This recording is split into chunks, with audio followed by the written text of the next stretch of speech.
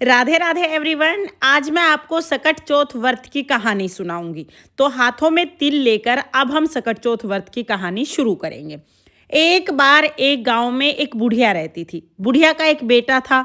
बुढ़िया का बेटा गांव के पशु चराने जाता था और पशु चराने के बदले में जो पैसे मिलते थे उसी से दोनों माँ बेटे का गुजारा होता था।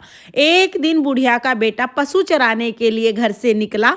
थोड़ी दूर चला तो उसकी चाची ताई मिल गई। चाची ताई बोली, बेटा तू तो इतनी मेहनत करता है, धूप दोपहरी में पशु चराता है और तेरी माँ घर पर गट्टे कर करके खाती है, यानी पकवान बना बना के खाती है। वो बोला, ये बात तो मैं मान ही नहीं सकता, मेरी माँ तो ऐसे कर ही नहीं सकती। बोले, नहीं कर सकती तो आज थोड़ा जल्दी आके अपने घर जाके देख ले, तुझे खुद ही पता चल जाएगा। अब वो दिन था सकट चौथ का दिन। बुढ़िया ने सकट चौथ का व्रत किया था। उसका बेटा आज पहले से थोड़ी देर पहले अपने घर आ गया। घर आके देखा तो उसकी माँ कढ़ाई में तिल भून रही थी। अब उसने सोचा कि मेरी चाची ताई तो ठीक कह रही थी, मेरी माँ तो यहाँ पकवान बना रही है। वो बोला, माँ मैं तो घर छोड़ के जाऊंगा। उसकी माँ बोली, बेटा क्या बात हो गई? बोला, ना माँ, मैं तो यहाँ पशु चराने चला जाऊं, सारे दिन जंगल में पड़ा रहूं और तू यहाँ पकवान बना बना के खावे, मेरे को खिलाना तो दूर बताती भी नहीं। कि माँ बोली, बेटा आज सकट चौथ का व्रत है, मैंने तो तेरे लिए व्रत कर रखा है, इसलिए तिलकुट बनाऊं थी। बोला, ना माँ मैं तो घर छोड़ के जाऊंगा। अब बुढ़िया ने सोची, भाई ये तो सिखाया पढ़ाया हुआ है, ये नहीं मानेगा। बुढ़िया बोली, ठीक है बेटा, अगर तू जा ही रहा है तो मेरी कहानी सुने हुई ये तिल अपने साथ ले जा। जहां भी तेरे पे मुसीबत आए या भीड़ पड़े, ये तिल पूर के बैठ जाइयो। अगर मैं तेरे नाम के व्रत करती होंगी तो मुसीबत दूर चली जाएगी। बोला, ठीक है। तिल अपने साथ लेके घर से निकल लिया। अब चलते चलते एक जंगल में पहुंचा। जंगल के बीच में गया तो रास्ते में एक शेर खड़ा हुआ मिला। अब शेर तो दहाड़ मार रहा। उसने सोचा कि भाई ये शेर तो मेरे को खाएगा। मुसीबत में सबसे पहले इंसान को अपनी माँ याद आती है। अब शेर को देखते ही उसे भी अपनी माँ याद आई। माँ याद आई तो माँ के दिए हुए तिल अपने चारों तरफ पूर के बैठ गया। बोला, हे सकट चौथ माता, अगर मेरी माँ मेरे नाम के व्रत करती होगी तो ये शेर गाय बन जाएगा और पूंछ हिलाते हुए चला जाएगा, नहीं तो आज मेरा मरना तय है। अब उसकी माँ तो उसी के नाम के व्रत करा करती। शेर गाय बन गया और पूंछ हिलाता हुआ चला गया। बोला, भाई आज तो बहुत बचे। जंगल में आगे चला। जंगल पार किया तो देखा कि एक बहुत बड़ी नदी फूफान करती हुई बह रही है। अब उसने सोचा, अगर मैं इस नदी को पार करूंगा तो डूब के मर जाऊंगा और अगर पार नहीं करूंगा तो जंगल के जानवर मेरे को खा जाएंगे। रात को मैं जंगल में रुक नहीं सकता। उसने सोचा, भाई मेरा मरना तो तय है। अब मुसीबत में फिर अपनी माँ की याद आई तो वो तिल पूर के बैठ गया। बोला, हे सकट चौथ माता, अगर मेरी माँ मेरे नाम के व्रत करती होगी तो ये नदी दो हिस्सों में फट जाएगी, बीच में रास्ता बन जाएगा और नहीं तो फिर मेरा मरना तय है। अब उसकी माँ तो उसी के नाम के व्रत करा करती। सकट चौथ माता की कृपा से नदी दो हिस्सों में बट गई, बीच में रास्ता बन गया। रास्ते से निकल के दूसरी नगरी में पहुंच गया। उस नगरी में गया तो देखा कि एक बुढ़िया पूड़े बनाए और रोए, पूड़े बनाए और रोए। वो बोला, हे बूढ़ी माई, यो क्या बात? पूड़े बनाए मतलब तू बहुत खुश है और रोए मतलब तू बहुत दुखी है। अब ये दुख सुख एक साथ कैसे आए? तो बूढ़ी बोली, बेटा इस नगरी में हर छठे महीने आव पके हैं और हर घर से एक इंसान को जाना पड़े है, वो आव में बैठ जाओगा। अब वो इंसान तो आव में बैठ के जल के मर जाएगा। अब की बार मेरे घर का नंबर है और मेरे एक ही बेटा है। अब मेरा बेटा आव में जल के मर जाएगा, इसलिए तो मैं दुखी हूँ और मेरा बेटा आखिरी बार मेरे हाथ का खाना खाएगा तो इसलिए मैं कुछ अच्छा बना के खिलाना चाहती हूँ, तो मैं पूड़े बना रही हूँ। बोला, ठीक है माई। वो बोला कि माई तू यूँ कर, ये पूड़े मेरे को खिला दे, मैं तेरे बेटे के बदले चला जाऊंगा। वो बोली, बेटा पूड़े तो चाहे तू सारे खा ले, पर यूं कोई किसी के आए में जावे है के? बोला, ना माई मैं चला जाऊंगा। अब भर पेट पूड़े खा लिए और बोला कि माई मैं सोऊं हूँ, जब भी राजा के सिपाही आए मेरे को जगा दियो। बोली, ठीक है। अब दिन निकला, राजा के सिपाही बुलाने आए। अब बुढ़िया कभी कुंडी खटखटाए, कभी बर्तन बजाए, बिराने पूत को कैसे जगाए। अब खुड़खड़ाहट की आवाज़ सुन के वो उठ गया। उठ के बोला, माई आ गए? हाँ बेटा आ गए। कि ठीक है। सिपाहियों के साथ चला गया और जाके आओ में बैठ गया। अब आओ में बैठते ही अपने चारों तरफ तिल पूर लिए। बोला, हे सकट चौथ माता, अगर मेरी माँ मेरे नाम के व्रत करती होगी तो ये अग्नि मेरे को नहीं जला पाएगी और नहीं तो मेरा जल के मरना तय है। ये कह के वो आओ में बैठ गया। अब एक दिन गया, 2 दिन गया, तीसरे दिन गली में बच्चे गिल्ली डंडा खेल रहे थे। अब बच्चों की गिल्ली जाके सीधा आव पे लगी तो मटके से टन की आवाज़ आई। सारी नगरी में हाहाकार मच गया। ये आव तो 6 महीने पका करता, 6 महीने की बजाय ये तो तीसरे ही दिन पक गया। राजा को बुला के लाए, सारी नगरी इकट्ठी हो गई। सिपाही मटके उतारने लगे। तो जब मटके उतारने लगे तो अंदर से बुढ़िया का बेटा बोला, भाई धीरे धीरे, भाई धीरे धीरे। अब इंसान की आवाज़ सुन के सिपाही तो दूर भाग गए। राजा ने तलवार निकाली, बोले बाहर निकल, तू कौन है? आन है, बिनान है, भूत है, पिशाच है, कौन है? अब बुढ़िया का बेटा बाहर निकला, बोला ना मैं तो आन, ना बिनान, ना भूत, ना पिशाच, मैं तो बुढ़िया का बेटा हूँ। मेरी माँ मेरे नाम के सकट चौथ के व्रत करा करती, चाची ताइयों ने सिखा दिया, मैं घर से निकल गया। माँ ने ये तिल के दाने दिए थे, नु कही थी जब भी भीड़ पड़े तो ये अपने चारों तरफ पूर लिए। अगर मैं तेरे नाम के व्रत करती हूँगी तो मुसीबत टल जाएगी।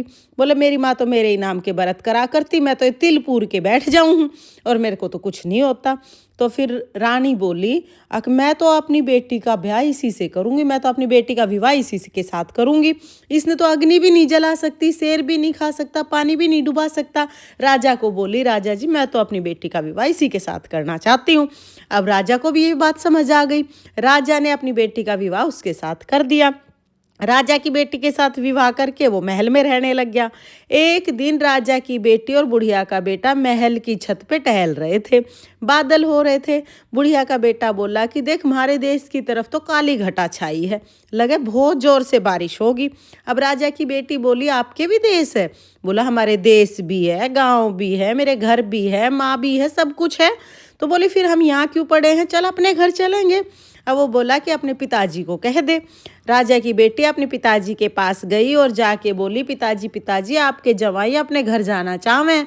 राजा बोला, बेटा ये तो बहुत अच्छी बात है, घर जमाई खाक जमाई, दूर जमाई लाख जमाई, हम तो खुद चाहते हैं कि भाई तुम लदो बदो अपने घर रहो। बोली ठीक है विदा कर दो। अब राजा ने तो खूब अन्न धन हीरे मोती सोना चांदी दे के अपनी बेटी विदा करी। अब दोनों महल से चल दिए। जाके जब बुढ़िया का बेटा अपने गांव के पास गया तो गांव के पास जाते ही एक सिपाही को भेज दिया कि जाके मेरी माँ को कह दे कि तेरा बेटा आया है। सिपाही संदेशा लेके बुढ़िया के पास गए। बुढ़िया इधर रो रो के अंधी हो गई थी। सिपाही ने कहा कि बूढ़ी माई तेरा बेटा आया है। तो बुढ़िया बोली, बेटा क्यों मजाक करे, बोली ठोली तो मेरी देवरानी जेठानी बहुत मार दे मैं, वो तो पता ना कहाँ होगा, जिंदा है या मर गया, कुछ भी नहीं पता उसका, तो वो कहाँ से आओगा। तो सिपाही बोला, ना माँ जी मजाक नहीं करता, ना बोली ठोली मारता, तेरा ही बेटा आया है और बहू को साथ लेके आया है। अब सारा गांव इकट्ठा हो गया। बुढ़िया अंधी थी, बुढ़िया को कुछ दिख नहीं रहा था। तो बुढ़िया बोली कि अगर ये मेरा बेटा होगा तो मेरे दूध की धार सीधा इसके मुंह पे लगेगी। अब बुढ़िया ने तो लोहे की आंगी पहन ली। जैसे ही बेटे के सामने गई, सकट चौथ माता की कृपा से दूध की धार सीधी उसके बेटे के मुंह पे लगी, सारी मूछ भीग गई। अब सारे गांव में हल्ला मच गया, बुढ़िया का बेटा आया, बुढ़िया का बेटा आया। अपने बेटे की आवाज़ सुन के बुढ़िया को दिखाई देने लग गया। सकट चौथ माता की कृपा से बुढ़िया की आंखें वापिस आ गई। बेटे ने तो झट से अपनी माँ के पैर पकड़ लिए, माँ मेरे से गलती हो गई, मैं तो चाची ताइयों का सिखाया चला गया। अब माँ अपने बेटे से कितने दिन नाराज रहती। बुढ़िया ने तो झट से अपने बेटे को गले से लगा लिया। बहू ने भी पैर छुए, बुढ़िया ने बहू को भी अपने गले से लगा लिया। इस तरह से बुढ़िया का बेटा बहू खूब अन्न धन लेके बुढ़िया के पास आ गए। हे सकट चौथ माता, जैसी बुढ़िया के साथ पहले हुई वैसी किसी के साथ मत हुई हो, और जैसी बुढ़िया के साथ बाद में हुई वैसे सबके साथ हुई हो। इस कहानी को कहते सुनते हुकारा भरते सब पे अपनी कृपा दृष्टि बनाए रखियो और सबकी संतान को लंबी उम्र दियो।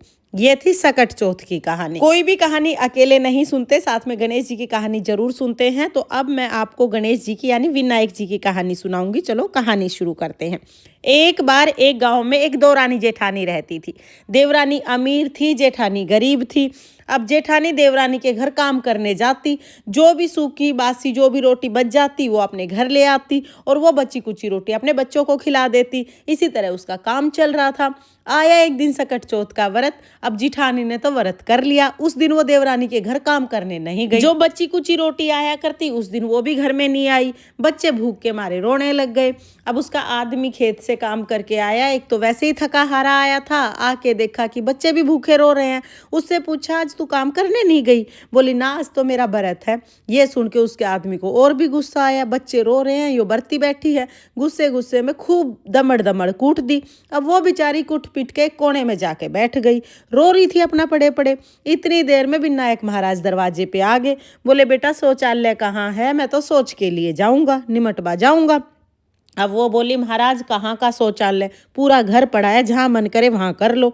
अब उस दिन विनायक महाराज का सेठ के घर वासा था, खूब सोना चांदी हीरे मोती खा के आए थे, सारे घर में कर दिया।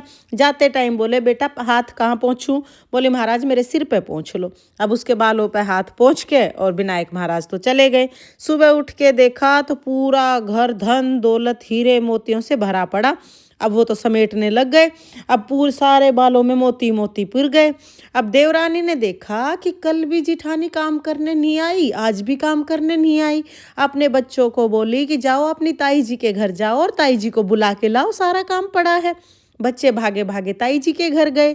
ताई जी के घर गए तो जाके देखा ताई जी के घर तो सोना चांदी हीरे मोती बिखरे पड़े हैं और ताई जी तो समेटने में लग रही हैं।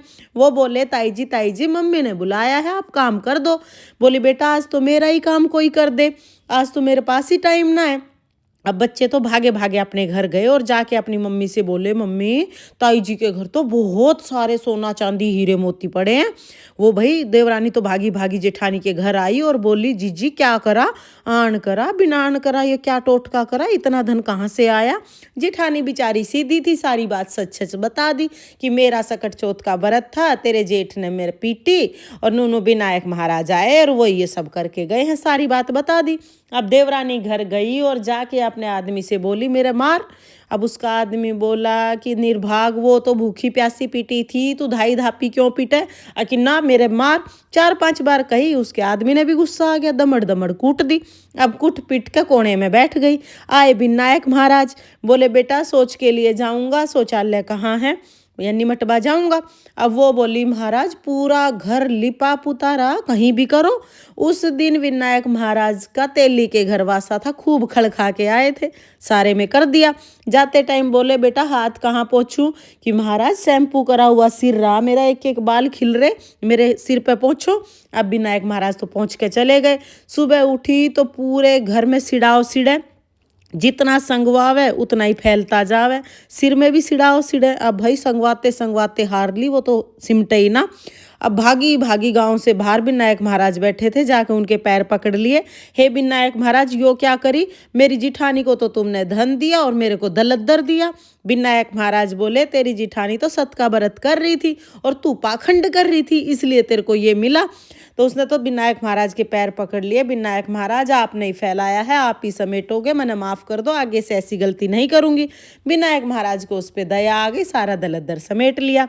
हे विनायक महाराज जैसा जिठानी के साथ करा वैसा सबके साथ करियो, और जैसा देवरानी के साथ करा वैसे किसी के साथ मत करियो। इस कहानी को कहते सुनते हुकारा भरते सब पे अपनी कृपा दृष्टि बनाए रखियो और सबके घर को अन्न धन से भर दियो। ये थी विनायक जी की यानी गणेश जी की कहानी। इस तरह से हमारी सकट चौथ व्रत की कथा पूर्ण होती है। कथा सुनने के बाद जो हमने तिल के दाने हाथ में लिए हैं, इनमें से कुछ तिल के दाने हम गणेश जी को समर्पित कर देंगे, कुछ जल के लोटे में डाल देंगे, और बाकी जो तिल के दाने हैं उनके 2 हिस्से कर लेंगे, एक सूर्य देवता को अर्घ देने के लिए और एक चंद्रमा को अर्घ देने के लिए। तो अभी दिन में कहानी सुनते हैं, इसलिए सूर्य देवता को अर्घ देने के लिए हम जो तिल रखेंगे उनको जल के लोटे में ही डाल लेंगे, क्योंकि ये जो जल का लोटा है ये अभी हम सूर्य देवता को अर्घ दे के आएंगे। तो ये सूर्य देवता के 2 तिल हमने इसमें डाल दिए हैं। बाकी जो कहानी सुने हुए तिल बच गए, इनको आप अपने पल्लू से बांध सकते हैं या किसी बर्तन में भी रख सकते हैं। रात को जब चंद्रमा उदय होंगे तो इन्हीं कहानी सुने हुए तिल के दानों से चंद्रमा को अर्घ देना है। तो फ्रेंड्स, सकट चौथ व्रत की ये कहानी आपको कैसी लगी कमेंट करके जरूर बताना। सकट चौथ माता की कृपा आपकी संतान पर सर्वदा बनी रहे। जय सकट चौथ माता। राधे राधे।